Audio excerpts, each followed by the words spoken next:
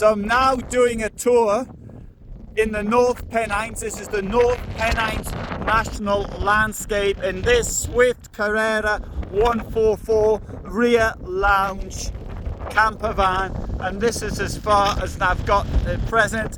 This here is, I think, the last lead mine to actually close. It wasn't a lead mine at the end, it was a mine fluorspar.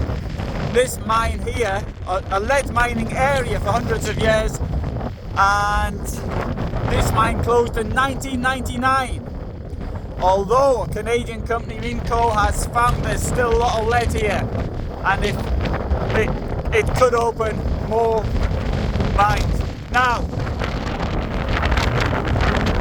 very quiet road. That's the second vehicle I've seen today.